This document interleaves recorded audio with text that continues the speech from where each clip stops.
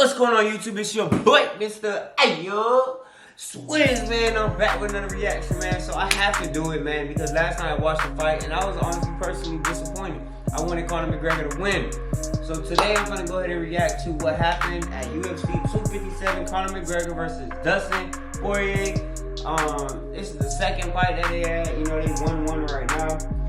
This is a full fight recap plus knockout, man. So y'all let me know how y'all feel about that fight. Y'all let me know who really should have won. You feel me?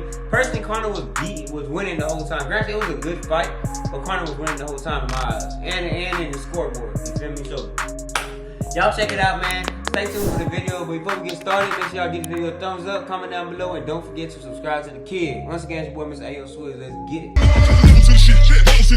Fuck now, cause it's level to the bitch. And I be rockin' powder like the devil when it's bitch. And the break bad like the gold medal to the bitch. Lord, and the money is a gift. Shining like a motherfucking bezel on my wrist. My niggas knowledge, so we all be. Alright, so we back. Let's get straight to it. Let's go ahead. Let me give y'all my honest opinion, man. Cause damn, I was mad. Like, I'm happy I ain't bet on that fight. I was really about to bet. You feel me? Like, Conor. Shout out to all things MMA. Overall, UFC 257 featured a fantastic night of fights. Not only did we have the notorious Conor McGregor making his return as he faced Dustin Poirier in one of the most anticipated rematches in UFC history, we also had Bellator star Michael Chandler making his UFC debut against Dan the Hangman Hooker. Now that it's all wrapped up, we've decided to do a brief recap of UFC 257 and take a look at the results of both the co-main and the main event.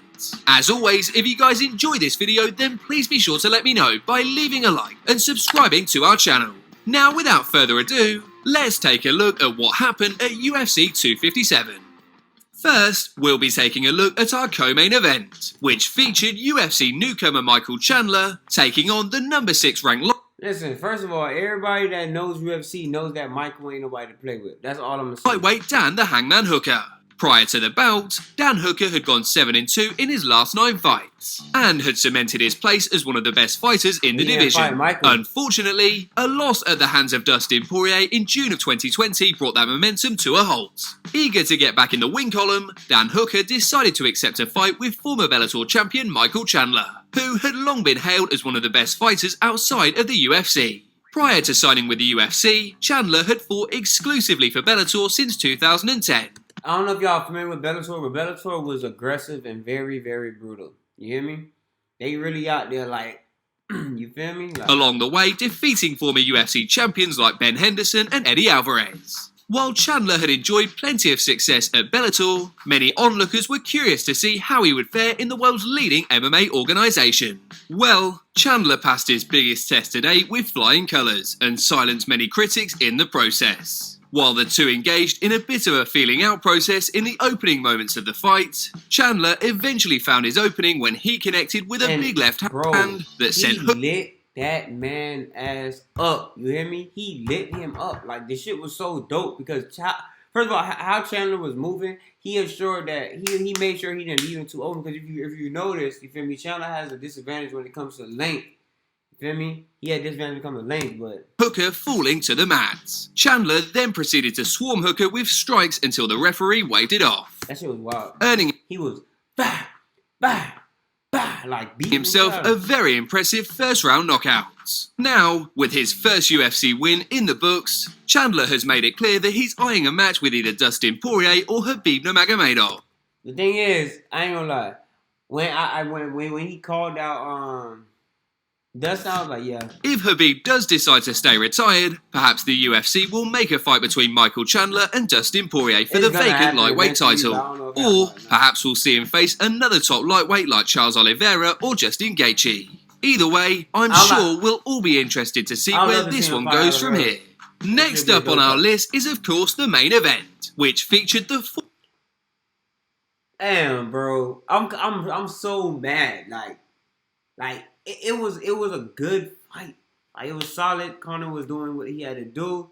Dustin was getting a lot of them leg kicks and he was weakening up, but it wasn't enough to do what he did. Conor fucked up and got too cocky and lost the fight. Like I feel like it was just a cocky thing. Like, He shouldn't have done. He shouldn't have rushed how he was rushing and shit. Former two-division champion Conor McGregor making his return to face. But at the end of the day, nobody can take that from Conor. That Conor is one of the best UFC fighters ever to do it. So fuck whoever. Fuck what y'all gotta say. Former interim champion Dustin Poirier. Prior to the bout, Conor McGregor was coming off of a sensational first-round knockout of Donald Cerrone, while Dustin Poirier had earned a hard-fought win over Dan Hooker in one of the best fights of the year. In the eyes of fans, the outcome of this fight would ultimately determine the next man in line to challenge for the lightweight belt. Of course, this wasn't the first time that these two had crossed paths inside the octagon, with Dustin Poirier and Conor McGregor initially fighting back at UFC 178, where McGregor emerged the victor via a first-round TKO.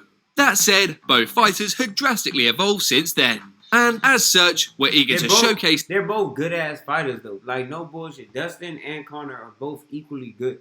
A lot of people don't realize. A lot of people like to pick sides. I'm a realist, and a realist says, quote-unquote, you already know both of them are actually good fighters. No matter what y'all try to take from whichever one, they both lit as fuck. No lie. These improvements at UFC 257. For Conor McGregor, this fight served as the perfect chance to earn a rematch with Khabib Nurmagomedov. For Dustin Poirier, this was his chance to avenge a career-altering loss, while also moving himself one step nearer to securing the undisputed belt. While many fans were expecting Conor McGregor to deliver on his promise of a first-round knockout, it was Dustin Poirier who shined bright with a stunning second-round TKO. Admittedly, Dustin Poirier had had a bit of a rough start in the first round.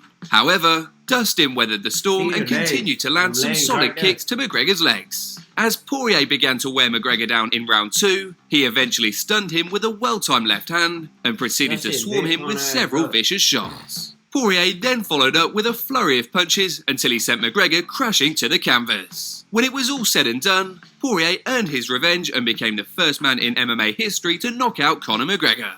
That's the part that hurt me right there. Conor McGregor is like an iron fucking rock. For him to get knocked out, you know it has to be some serious shit that went down. That shit was serious. As for what's next, Dustin Poirier will most likely want a rematch with Khabib Nurmagomedov if he decides to come out of retirement. Or perhaps a fight with Michael Chandler would also be a good option. As for Conor McGregor, his future remains a bit unclear. Now that a rematch with Khabib Nurmagomedov is no longer an option, McGregor may be interested in a trilogy fight with either Dustin Poirier or Nate Diaz. No, fuck Nate Diaz. Conor needs a trilogy with Dustin because they're 1-1 right now. And I feel like because it's fresh, they need to get that third. They need to get that third out to see who really the realest out of the two. I feel like if they get that rematch, it's gonna be a hell of a fight. They're gonna go the whole 5. It's also possible that McGregor might decide to take some time off, so only time will tell where he goes from here. Of course, feel free to let us know what you guys thought of the results in the comment section down below, and also let us know what matches you'd like to see next. That was a full recap on the fight. I like it. Shout out to All Things MMA. Listen, at the end of the day, Conor McGregor and Dustin are both fucking amazing fighters. Don't take that from them. Y'all can't do that. But how it went down, I feel like there's things that could have been done to avoid what happened. But I don't know. It just depends, man. But hey, y'all comment down below how y'all feel about the situation. Y'all comment down below who y'all think should have won the fight if the fight went and the person won who was supposed to win. And yeah, man, y'all make sure y'all subscribe to the channel. I'm gonna start doing more MMA reactions also because I'm just like I'm in it. I'm trying to push out videos for y'all. I'm trying to make things happen, man. So I appreciate y'all. Y'all appreciate me, man. It's your boy, Mr. AyoSwizz. Let's get it. I let my mama get up in her eyes. Told her we ain't gon' hurt no more. We ain't gon' hurt no more. We ain't gon' hurt no more. I spent the block before. Tell my dogs that we ain't gon' hurt.